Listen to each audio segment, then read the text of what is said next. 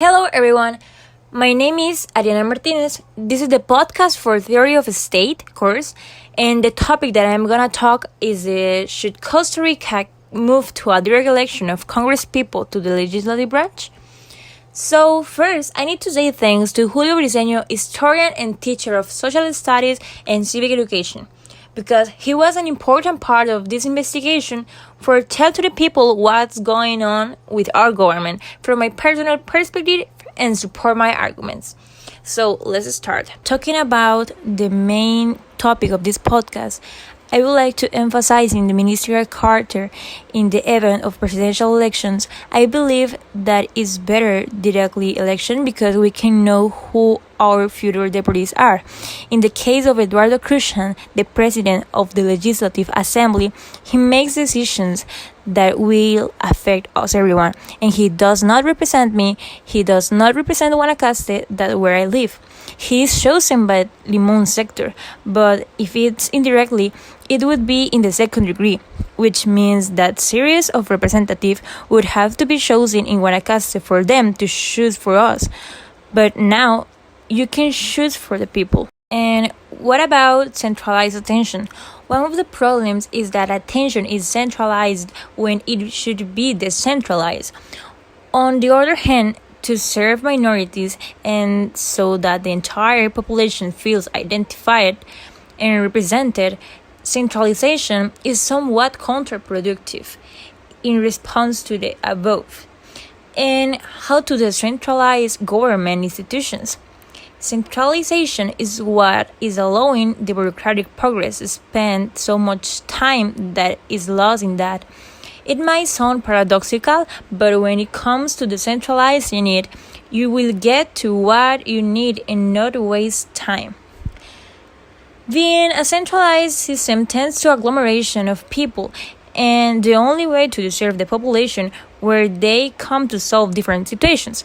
The only thing that causes many people in the same situation. As I've been read, Costa Rica is promoting 27 new deputies. So sorry for 84 deputies? I don't think it's sustainable unless the government decides to cut a part of what the budget is so that they have more cash access. That they have the salary of those extra deputies. So the government is not going to let cut the budget spending, and neither the deputies are going to want to cut their diets, not per them, but those budgets are wasted because they are not currently needed. Nor will they agree that they cut the expense and paying the advisors. And I don't think in this pandemic crisis it's possible to pay that additional salary. But as a result, the government is increasing more taxes to stay afloat. And also, as we know, the deputies has luxury pensions. And I do not believe that any Costa Rican who does not have this agreement think that not has to be reformed. In the pandemic situation, it's not possible that there are poor people who depend on loan pensions and cannot access it because institutions need to focus on attending the pandemic and people are left without a non-contributory pension, while high pensions are maintained. Since in the case of public employees, part of their salary is withdrawn in a solidarity tax for those affected by COVID. UCAEP make a proposal in recommendation regarding the luxury pensions to apply this tax equally to public employees, since these are the main cash outflows that must be addressed directly in situations like this. Moreover, a constitutional reform, if it is necessary, but you have to be careful with those who will be behind that constitutional reform. Currently, there could be interest at stake trying to curtail labor rights. If a reform is necessary, but we should not agree to lose the rights that we had already acquired. It would be ideal to convene a board of notables to reach an agreement if a reform of the Constitution is to be finalized.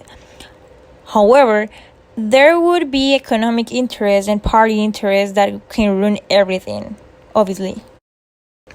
Until now, nobody has questioned proposing to change the model of government because it has proven to be efficient, but at the gaze of 2000 and after 2010, it can be said that there are other needs, other reality, and it's necessary to find solution to this.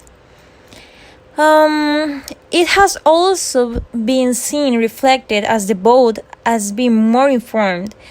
Since with the climb of social networks after 2010, it has shown that people have more judgment, and this is reflected in the level of abstentionism, where social networks have influenced the vote. The same parties in the next elections will invest campaigns in social networks with human and economic capital, because it is the way to convince the voter. A few years ago, the model presented some cracks and some people understand politics more, but it still insists on more political education and not only how institution works, but also on human rights.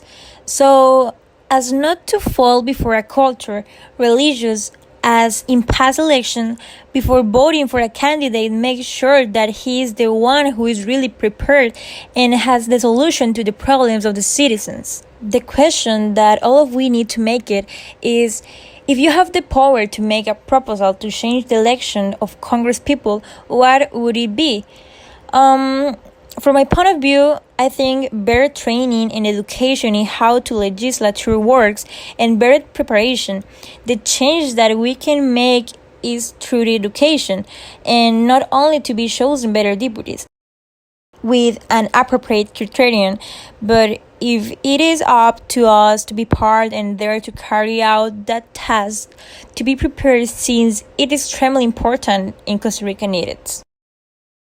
So thanks you very much. Thanks for your time. This was my podcast, and I hope you enjoyed the podcast. And thanks again to Julio Briceño, because he helped me a lot with these arguments and support my ideas. And obviously we have time to art before that. And thanks to all of you.